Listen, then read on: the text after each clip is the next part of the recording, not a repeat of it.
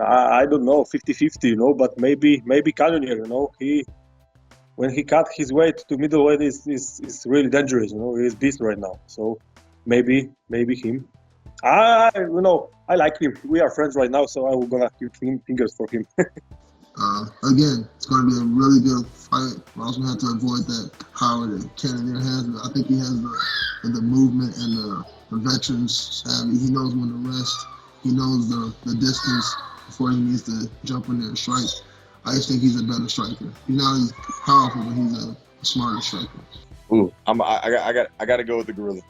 I feel like he's gonna put him away. Like he has that one punch knockout power, and he's gonna hurt him. Whittaker against Till was nice. He showed that he's good. He's bounced back. He's doing well. I think who's he fighting? Whittaker versus who? Sorry, Cannonier. Yeah, Team Crystal. I guess I gotta go for Team Crystal. Cannonier. He's he's definitely shown a lot of improvement from switching weight classes and all.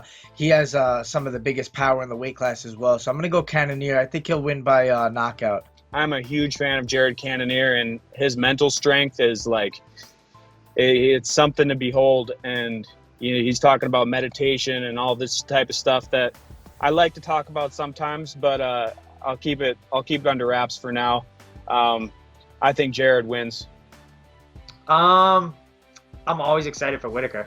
I don't know if it's the Australian part or what, I don't know, but he's like and I love Mark Hunt, but he's almost like a smarter version of Mark Hunt, right? They're kind of similar people. They're both just like, they get that the Aussie Australian kind of just like, oh, I'm just gonna go out and fight. I'm gonna do this. Whittaker's very, very good. So I mean, I don't know, but I'm pretty much always pulling for Whittaker though. He's one of my favorites.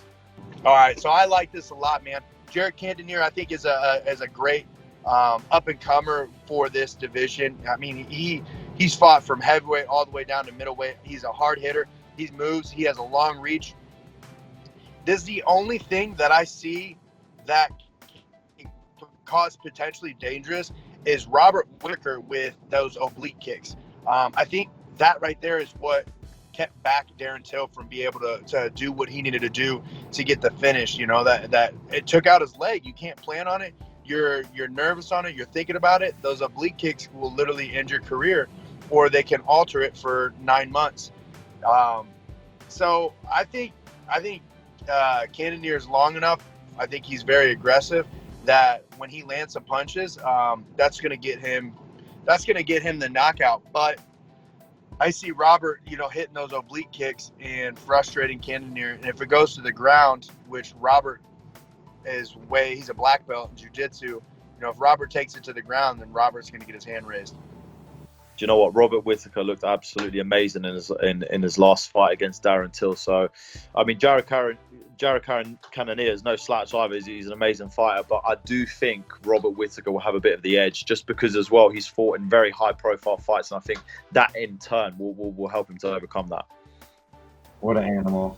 Whittaker all the way, man. Whittaker, to me, is probably probably one of the best rounded, underrated fighters in the UFC in all of fighting, honestly. Whittaker's a really good fighter, and when he first came out, I didn't really think too much of him, right? Probably a lot of people don't, but as I've seen him fight and the way he adjusts the guys and the way that he's been fighting, I really like him, and I think he's honestly one of the best fighters and should be one of the pound for pound fighters. So I'm gonna go Whittaker on that one. Man, I like both guys. Oh, Whittaker. I'll take Whittaker. Is that one a main event? Okay, then I'll take Whittaker by decision.